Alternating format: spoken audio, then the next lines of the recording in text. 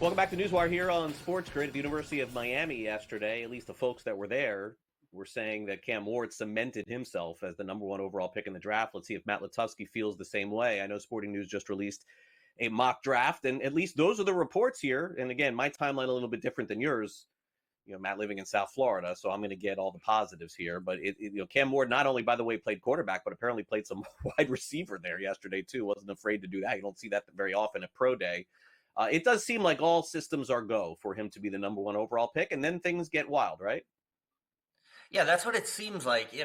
We know that in these drafts, a lot of times whoever is the number one quarterback will go number one overall. It's just sort of the way it goes, unless it's a particularly down year. And I don't think Cam Ward is necessarily as strong of a number one pick as we've had the past couple of years, or at least that perception was. But he's certainly a worthy candidate. He's dual threat. He's got all the tools everyone looks for. He's a kind of an older quarterback, mature guy. He's been around. I think people know his story by now. So I think teams actually respond to that. They like that. And so whoever has the number one pick, I still think there's a question who's actually going to be making that pick. But whoever it is, if a team trades up, they certainly, will probably be looking quarterback. That's who they're going to want, and that's going to be the target. And like you said, everything he did yesterday just seemed to cement his status as the clear-cut number one quarterback prospect. Didn't do anything to hurt himself. He's been interviewing well this whole time, too, presenting himself well. So I think he's definitely going to go number one. Again, though, who's going to be making the pick?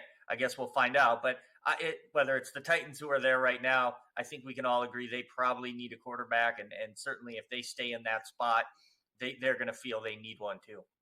Yeah, and then that's where things get interesting too. It's like I sort of see it the same way as you, but more so for the second pick in the draft, because I still do not buy that Shedeur Sanders is going to drop beyond 4, 5, 6, something like that. I don't see that. I mean, this kid is, was maybe considered to be the number one overall pick a month ago. I don't know what happened, but Cleveland is sitting in a spot where that's a team I'm not sure what they're going to do. Beyond that, I see the mock has Abdul Carter, who is fantastic for Penn State, then Travis Hunter and Will Campbell. Seems to be pretty consensus with those five, maybe not necessarily in that order, but I guess that's where we have a difference of opinion, Matt, is just I feel like the 2 pick is where some team jumps up and does something. It could be Cleveland taking him, trading him later, or maybe not, honestly. Maybe they just take him and keep him, but that's the pick that I'm just not clear on.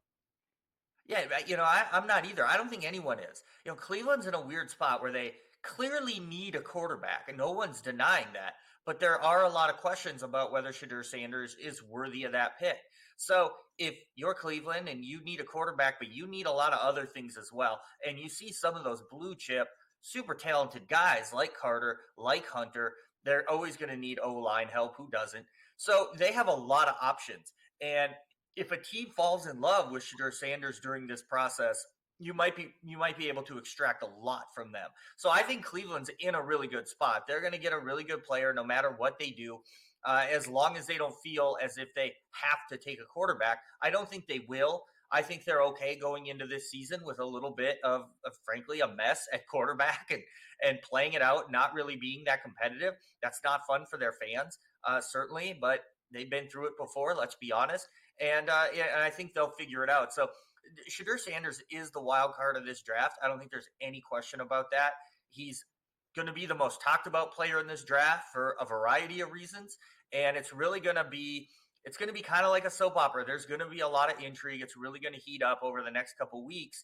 And I think anyone who says they know what's going to happen there or feels strongly about what's going to happen is lying, frankly. I think they're just guessing because there's still a lot up in the air with that situation. And when he actually performs at his pro day, because we really haven't seen him at all this offseason, I think that'll tell us a little bit more too. Yep, definitely so. And recapping your picks 5 through 10 over at Sporting News Mock, McMillan on Arizona was so fantastic in the first half of last year. His numbers were incredible until teams started like double, triple teaming him, and then that ended. Tyler Warren, very high tight end, could get taken in the NFL draft this year. Unstoppable at Penn State. Then Mason Graham, Stewart, edge rusher on A&M, edge rusher on Tennessee. A lot of folks certainly are going to be looking at Warren here to really upgrade the offense. I don't know where the Jets sort of stand, to be honest with you, with all this, but at least we know that they're going to have a great offensive weapon there if they take it. Yeah, that's kind of an aggressive placing. I don't think there's any question about that for a tight end to go that high. He is ultra athletic and he can bring a lot to whatever offense he goes to. We've seen that the past couple of seasons with Sam Laporta a couple years ago, certainly Brock Bowers last year. People are looking at these guys as real weapons, but that is a bit aggressive. There's no getting around that. And McMillan, he's a weird one too because his sort of stock seems to have been dropping lately, and a lot of the other mocks have him falling. And he ran a sort of mediocre-ish 40 at his pro day. I don't think that was shocking though. For him, it's more about just the size, the hands, the route running, mixed with the good enough speed, the game speed. That's okay. But yet you never know because sometimes these teams, they get infatuated with a certain prospect, and all it takes is one team to become infatuated with a certain prospect, and he jumps, and it just kind of throws everything off in a draft. We see it happen. It's funny. It happens in fantasy drafts. It happens in real life to some degree too.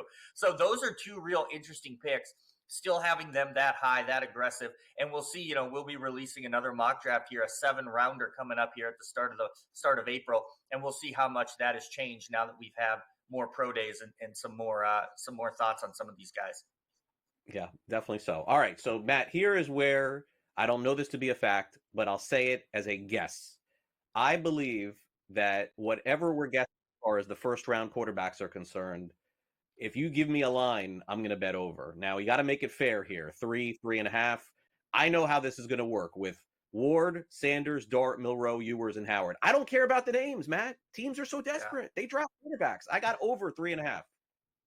Yeah, over 3.5. That's right where the line is. I mean, I think there's 3 for sure, and it's going to be a question of whether that fourth one sneaks in there. Maybe there will be a fifth, like you said, but I think we're going to get 3 for sure. I think Dart's going in the first round too, and then we'll see how a team feels about Milroe. We'll see how a team feels about Ewers, and it's going to be interesting. But yeah, they can't resist it, can they? They can't help themselves. They got to get those quarterbacks. They can't. They get to the end of the first round, and some team trades away their life to get in the first round at the end to take the quarterback because they know on day 2 with pick 1, it's the most valuable pick on the second day of the draft. They got to do it. Matt, have a great week. Thanks.